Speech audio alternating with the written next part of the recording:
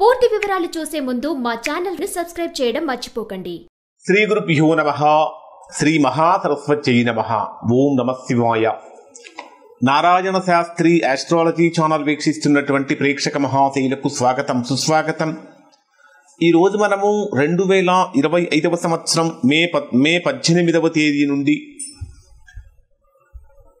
ఛాయాగ్రహమైనటువంటి రాహువు కుంభరాశిలోకి ప్రవేశిస్తున్నాడు. మీనరాశి నుంచి కుంభరాశిలోకి ప్రవేశిస్తాడు. ఈ కుంభరాశిలో 1.5 సంవత్సరం పాటు ఉంటాడు. ఈ కుంభరాశిలో సంచరించేటటువంటి రోజులలో సింహరాశి వారికి ఎటువంటి ఫలితాలు కలుగుతాయో తెలుసుకుందాం.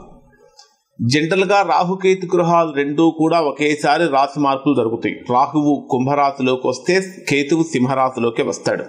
సో కేతువుకు సంబంధించినటువంటి ఒక ప్రత్యేకమైన వీడియో మనం తర్వాత తెలుసుకుందాం. ప్రస్తుతం 7వ స్థానంలో సంచరించే రాహువు యొక్క ప్రభావం ఎలా ఉంటుంది? రాహువు మిత్రక్షేత్రంలోకి వస్తున్నాడు. అంటే కుంభరాశ్యాధిపతి ఎవరు అంటే శని. కుంభరాశ్యాధిపతి అయినటువంటి శనికి రాహువు మిత్రుడే కాబట్టి మిత్రక్షేత్రంలోకి వస్తున్నటువంటి కారణం చేత రాహు మిత్రక్షేత్రంలో సంచరిస్తాడు. కానీ సింహరాశి వారికి ఏ విధంగా ఉంటుందంటే 7th హౌస్లోకి వస్తున్నాడు.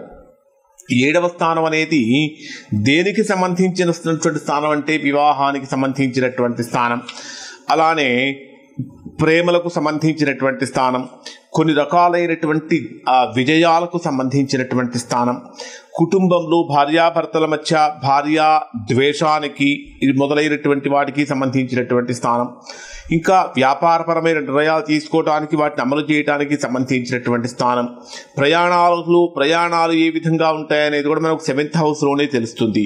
దాంతోపాటు మన యొక్క ముఖ వర్చస్సు ఏ విధంగా ఉంటుంది అనేటటువంటిది కూడా మనకు 7th హౌస్లోనే తెలుస్తుంది. దాంతోపాటు ఈ వివాహపరమైనటువంటి సమస్యలు, దోషాలు ఇవన్నీ కూడా మనకు 7th హౌస్లోనే తెలుస్తాయి. ఇప్పుడు ప్రస్తుతం మీ జన్మరాశికి 7th హౌస్లోకి రాహు ప్రవేశిస్తున్నాడు. జనరల్గా రాహు కనుక 7వ స్థానంలోకి వస్తే మొట్టమొదటిగా సింహరాశి వారికి అనుకూలతల కంటే ప్రతికూలతలే కొద్దిగా ఎక్కువగా ఉంటాయి.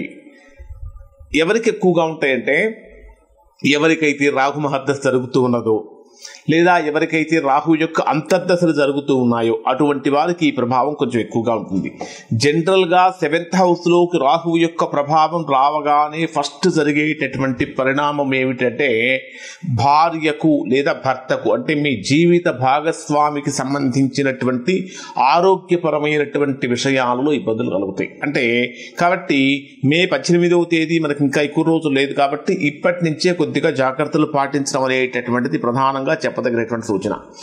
వ్యవసాయం చేసేటటువంటి వ్యవసాయదారులకు బ్రహ్మాండంగా పంట పండినప్పటికీ తీరా పంట చేతికి వచ్చేటటువంటి సమయంలో ఏదో ఒక రకమైనటువంటి విపత్తు కారణంగా ఆర్థిక నష్టాలు సంభవిస్తాయి. ఇది 7వ స్థానంలో రాహు సంచరించడం వల్ల కలిగేటటువంటి కారణాలు.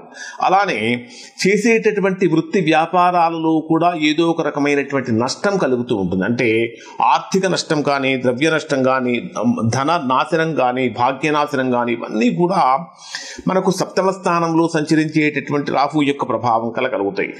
ఆ పల్లెటూరులో ఉండే వాళ్ళకైతే అంటే పల్లెటూళ్ళలో ఉండేటటువంటి వాళ్ళు కొంచెం పొలాలకు దగ్గరలో ఉండేటటువంటి వాళ్ళకైతే మాత్రము ఈ 7వ స్థానంలో రాహు ప్రవేశించినప్పుడు సర్ప భయం అనేటటువంటిది కూడా పట్టుకుంటుంది. అంటే పాము కాట్లు గురవటం కానీ, పొద్దుగూకులు పాములు కల్లో కనిపించడం కానీ, లేదా పాములు మీ పక్క నుంచి వెళ్ళిపోవటం కానీ, ఇవి జనరల్గా సిటీల్లో ఉండే వాళ్ళకి ఈ ప్రభావం అంతగా ఉండదు. ఎందుకంటే సిటీల్లో ఒక్కొక్కరు 10వ అంతస్తులోనో 20 అంతస్తులోనో ఉన్నటువంటి వారికి దీని ప్రభావం అయితే అస్సలు ఉండదు. దీని గురించి వరి అవ్వాల్సిన అవసరం లేదు.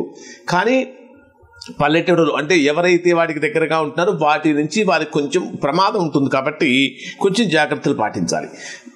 మరొక ముఖ్యమైన పాయింట్ ఏంటంటే 7వ స్థానంలోకి రాహు ప్రవేశించినప్పుడు సేవకా నష్టం జరుగుతుంది. సేవకా నష్టం అంటే ఏంటి? మనం ఇంట్లో పని చేయడం కోసం ఎంతో మందిని పెట్టుకుంటూ ఉంటాం. అంటే గిన్నెలు కడిగే వాళ్ళని, ఇల్లు తుడిచే వాళ్ళని, బట్టలు ఉతికే వాళ్ళని, లేదా ఇంకా రకరకాలైనటువంటి మెయిడ్స్ అనేటటువంటి వాళ్ళు మనకు ఉంటారు.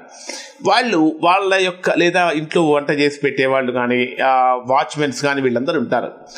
ఇక్కడ ఎప్పుడైతే 7వ స్థానంలోకి రాహు యొక్క ప్రవేశం జరుగుతుందో మెయిట్స్తో చాలా ప్రాబ్లం అవుతుంది. అంటే అన్ఎక్స్పెక్టెడ్గా వాళ్ళు మారిపోవటం, వాళ్ళు మానేసేయటం, తద్వారా ఆ పనంతా కూడా మీరే చేసుకోవాల్సినటువంటి పని జరగటం, ఇవన్నీ కూడా సప్తమ స్థానంలోకి రాహు వచ్చినప్పుడు కలిగేటటువంటి సమయం. ఇంకొకటి వాహన పరంగా కనుక తీసుకుంటే వాహనాలకు విపరీతమైన రిపేర్స్ రావటం కానీ, వాహనపరమైనటువంటి ఖర్చులు పెరిగిపోవటం కానీ, వాహన ప్రమాదాలు జరగటం కానీ, వాహనాలకు నష్టం సంభవించడం కానీ, ఇవన్నీ కూడా సప్తమ స్థానంలోకి రాహు ప్రవేశించినప్పుడు కలిగేటటువంటి ఫలితాలు. ఏమిటండి, సప్తమంలోకి రాహు ప్రవేశిస్తే అన్ని అనుకూలతలేనా, అన్ని ప్రతికూలతలేనా అంటే దాదాపుగా ప్రతికూలతలే ఉంటాయి. 1-2 అనుకూలతలు మాత్రం ఉంటాయి. జనరల్గా రాహు 7th ప్లేస్లోకి వచ్చినప్పుడు ఏం జరుగుతుందంటే జాతకులకు ఆర్థిక పరమైన సమస్యలు పెరుగుతూ ఉంటాయి. అంటే సింహరాశి వారికి ఆల్రెడీ అష్టమంలో శని ప్రభావం ఉంది, సప్తమంలోకి రాహు వస్తున్నాడు కాబట్టి ఆర్థిక పరమైన సమస్యలు కొంచెం ఎక్కువగా ఎదుర్కొంటూ ఉంటారు. దాంపత్య సుఖం అనేటటువంటి తగ్గిపోతూ ఉంటుంది. తరచుగా సోదరులతోటి కానీ మిత్రులతోటి కానీ కొంచెం అభిప్రాయ భేదాలు కలగటం కానీ, గొడవలు పట్టడం కానీ జరుగుతూ ఉంటుంది. అన్నిటికంటే ఇవన్నీ ఏదో ఒక రకంగా మేనేజ్ చేయొచ్చు, కానీ జీవిత భాగస్వామి యొక్క ఆరోగ్య విషయంలో మాత్రం అత్యంత జాగ్రత్తగా ఉండటం అనేటటువంటిది ఇక్కడ సింహరాశి వారికి ప్రధానంగా చెప్పదగినటువంటి సూచన. సింహరాశి వారు అన్నిటికంటే ముఖ్యంగా సంకల్పం అనేటటువంటి చాలా గట్టిగా ఉండాలి. మానసికమైనటువంటి స్థైర్యాన్ని తెచ్చుకోవాలి. ఎవరికి కూడా గొడవల జోలికి వెళ్లకుండా ఉండాలి. సాధ్యమైనంత వరకు ప్రయాణాలు అనేటటువంటివి జరుగుతూ ఉంటాయి, వాటిలో జాగ్రత్తలు పాటించడం అనేటటువంటిది సప్తమ స్థానంలోకి రాహు ప్రవేశించినప్పుడు సింహరాశి వారికి చెప్పేటటువంటి సూచన. ఈ రాహు మనకు 18 నెలల పాటు మీ జన్మరాశికి సప్తమ స్థానమైన కుంభరాశిలోనే ఉంటాడు. మరి రకరకాల సమస్యలు చెప్పుకున్నాం కదా, మరి అసలు ఏమిటండి వీటికి పరిష్కారం ఏమిటి? ఈ సమస్యలు ఇప్పుడు మనం చెప్పుకున్నటువంటివన్నీ అందరికీ వర్తిస్తాయంటే దాదాపుగా వర్తిస్తాయండి. ఎవరికైతే ఇంకా ఎక్కువగా అంటే ఎవరికైతే రాహుమహర్దశ జరుగుతున్నదో వారికి సమస్యలు ఎక్కువగా ఉంటాయి. లేదా గోచార రీత్యా కూడా మీ వ్యక్తిగత జాతకంలో మీ జన్మలగ్నంలో కూడా సప్తమ స్థానంలో రాహు యొక్క ప్రభావం ఉండి గోచార రీత్యా కూడా సప్తమ స్థానంలోకి రాహు వచ్చినప్పుడు ఇప్పుడు చెప్పినటువంటి ఫలితాలు 100% ఖచ్చితంగా జరిగి తీరుతాయి. అటువంటి వారు ఏం పరిహారాలు చేయాలంటే, మీరు ఎంత ధనవంతులైనా, మీ దగ్గర ఎంత బంగారం ఉన్నప్పటికీ కూడా ఈ 18 నెలల పాటు ఒక వెండి గొలుసును మీ మెడలో ధరించండి, లేదా ఒక వెండి ఉంగరాన్నైనా సరే ఖచ్చితంగా ధరించండి. ఇది ధరించడం వలన రాహు యొక్క ప్రభావం దాదాపుగా తగ్గుతుంది. మీకు వీలైతే వరుసగా 4 శనివారాల పాటు ప్రవహించేటటువంటి నీటిలో ఒక 9 కొబ్బరికాయలు కానీ 9 బాదం పప్పులను కానీ లేదా 2 కలిపి కానీ నీటిలో వదిలిపెట్టండి. తద్వారా మంచి ఫలితాన్ని పొందుతారు.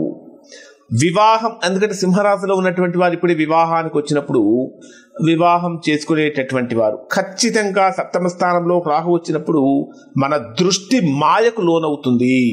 అంటే ఒకసారి కంటికి బ్రహ్మాండంగా కనిపించిన వాళ్ళు మరొకసారి అందవికారంగా కూడా కనిపించవచ్చు, అది మాయ.